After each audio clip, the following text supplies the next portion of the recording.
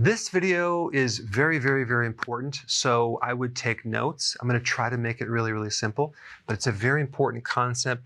You may have watched other videos with parts of this information, but I wanted to create one video just to explain everything. Okay, so what we're talking about is how to prevent someone from going from a pre-diabetic state to a diabetic state. Now, the difference between prediabetes and diabetes has to do with your blood sugars. So in prediabetes, your blood sugars are around 100 to 125. Diabetes, it's 126 and greater. We're talking about another test called A1C, which is an average of 3 months of your blood sugars. We're dealing with a 5.7 to a 6.4 with prediabetes, and then once you're diabetic, it becomes 6.5 or greater. So really, when we're talking about diabetes type 2, we're just talking about the elevation of sugar in your blood. A normal blood sugar should be about 80, okay?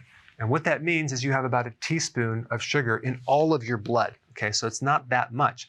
And you don't need to consume a teaspoon of sugar to get that. Your body will make its own sugar out of fat, out of other types of calories, okay? So that's what prediabetes is. That's what diabetes is. Now, what happens is this. An average person consumes about 31 teaspoons of sugar every single day. And I'm talking about the other carbohydrates that can turn into sugar as well. It's not all just teaspoons of sugar. So they're consuming a lot of carbs. Roughly could be around, 300 grams or even more for the average American. So that's crazy amounts of sugar. Now, look at this. A normal blood sugar is only 1 teaspoon of sugar. Over here, we got 31 teaspoons.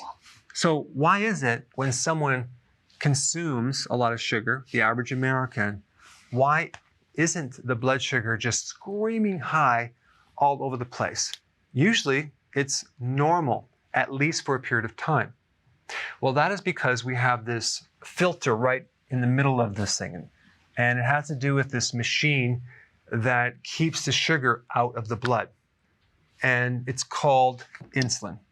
So insulin kind of filters out and gets rid of the excess amount of sugar in the blood. And what does it do with it? It hides it. It'll put it in stored sugar called glycogen in the liver and the muscles.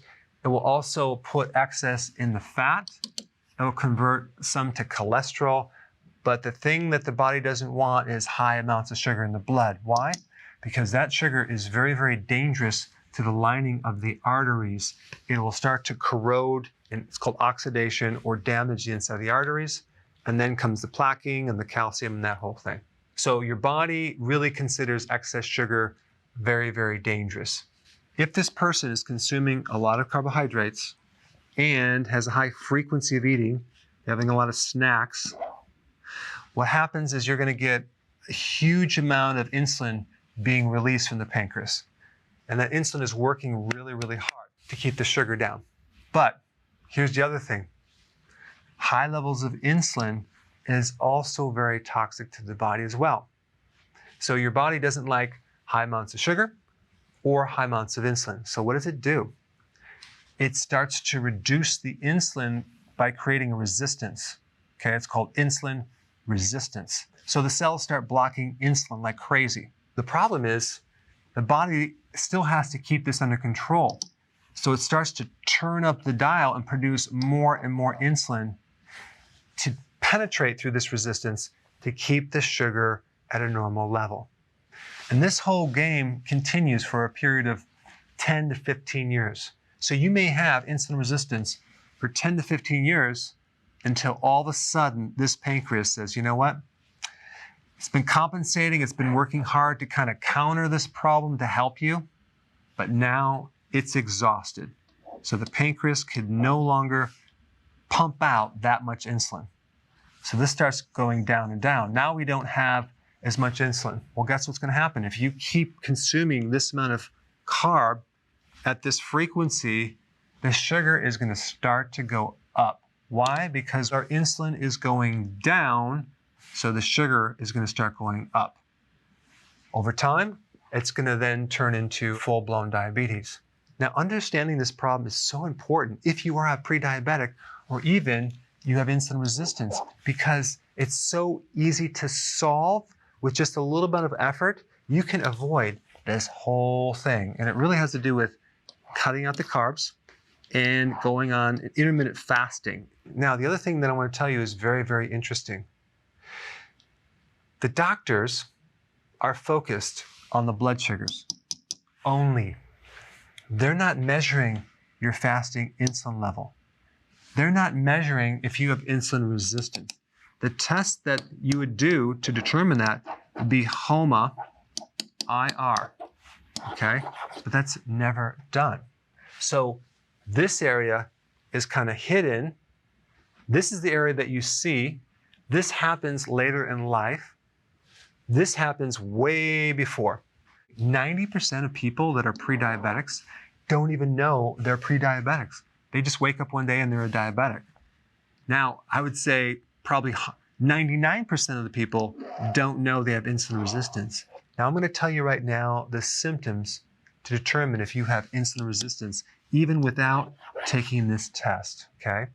All you have to do right now is just look down and see if you see your belly. If you see your belly and you can't see your feet, then we know you have insulin resistance. Here are some other symptoms. Frequent urination, even at night. Are you getting up through the night and urinating? This is what you have. If you were just to change your diet, you would notice this symptom improving within a few days. Brain fog, memory problems, because your brain is dependent on this glucose. And when you have resistance, guess what? You starve the neurons with its fuel and you start becoming forgetful. It's the start of dementia. But when you cut out the carbs, you'll be running your body on ketones and you can bypass that whole thing and feed your brain, and you'll actually have a lot more focus and less memory problems. But here's the big symptom right here to know that you have insulin resistance. You cannot go a long period of time without getting hungry. You need a snack between meals. You need a snack at night. This is probably the big one. Craving for carbs is a big one, or chips or some type of cracker, especially at night, is a big symptom. Tired after eating. You want to take a nap after your lunchtime. We know you have insulin resistance. Tingling in the feet or burning in the feet or any type of sensation in the hands or the feet is right in this area right here. It could be this area too. That means that your blood sugars are destroying the vascular system, the capillaries to the nerves in your feet. That's called peripheral neuropathy. Very, very, very, very simple to fix. All you do is you get off the high carb diet, stop eating so frequent. I put some links down below of how to do this. And just so you know, sugar is very oxidating and it creates a lot of inflammation. And the inflammation actually even makes this worse. It actually can push you from here to here, just having the inflammation. Also, omega-6 fatty acids, like in all the different oils, soy oil, corn oil, cottonseed, canola oil, those are very highly inflammatory. That can also push you over the edge, as well as MSG, like monosodium glutamate. It's in a lot of fast food restaurants. Anyway, I gave you a lot of information. I hope you now have a deeper understanding of really how simple this concept is. Thanks for watching. Hey, we're back. With another amazing recipe. No grains, no sugar, totally keto. There's no suffering in keto. Absolutely not, Karen. And it's an immune system builder. Absolutely. You have to check this out. I think you should hurry up, watch the recipe, and make it yourself. It's just so easy to be keto. But is it simple? It's super simple. We hope you enjoy making it as much as we are enjoying eating it.